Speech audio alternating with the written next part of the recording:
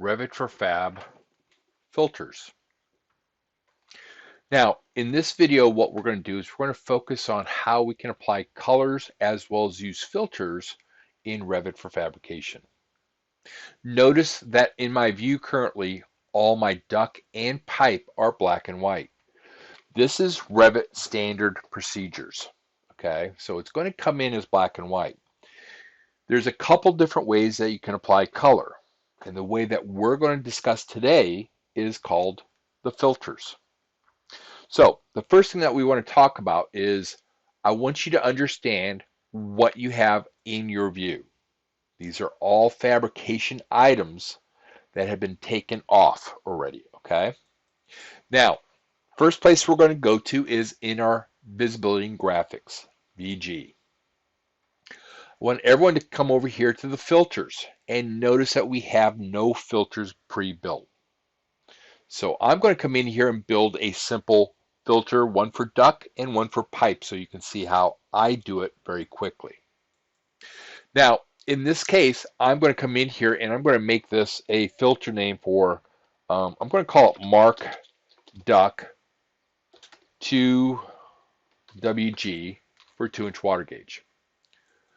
I'm going to select my MEP fabrication ductwork category, and my rules will automatically change to that category. Once I'm here, now I just have to find a parameter that I can search for. And what I'm going to go search for is called fabrication service name. And I'm going to say this equals to it.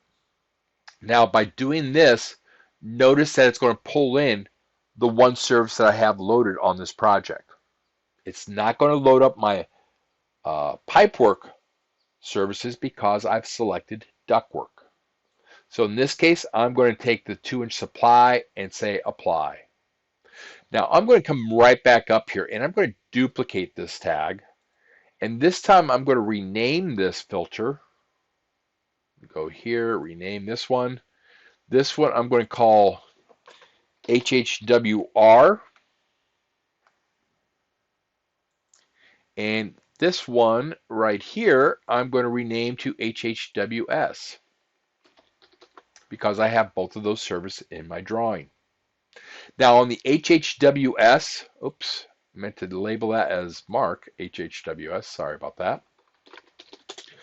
But in the HHWS, what we're going to do is we're going to make sure we come in here, just like we did for the ductwork, and we're going to make sure we select the pipework and uncheck that ductwork.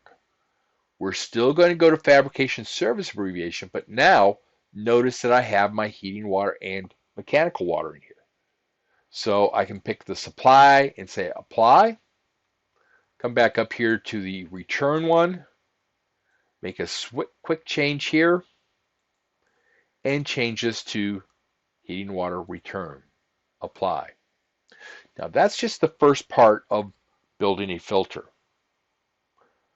You name the filter, you choose what category that filter will be applying to, and then you create the filter rule.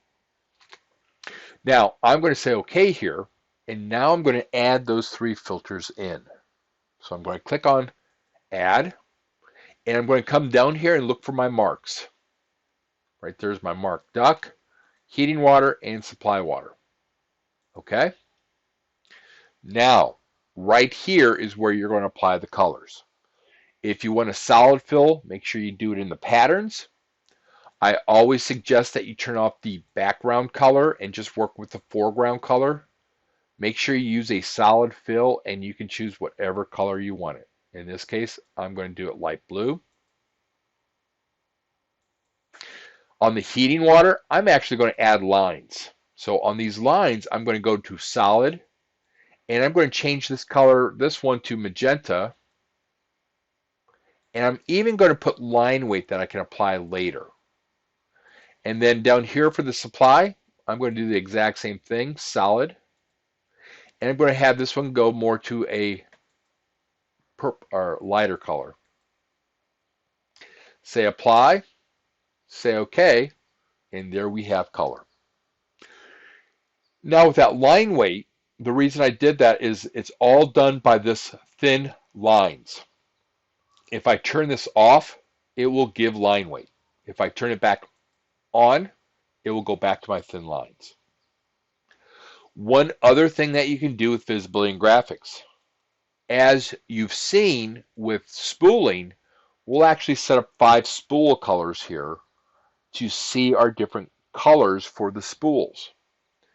Well, this is done very easily by just making sure you have set up some prefab filters.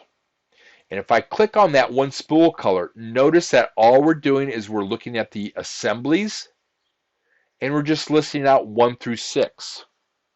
So number 1 and number 6 will get this color, 2 and 7, 3 and 8, 4 and 9, and finally 0 and 5. So we're going to have 5 different colors to work on the spool. By adding that on, by using this visibility, you can control if you see it or you don't see it after the spool has been created. Hopefully this helps with filters. We'll catch you next time.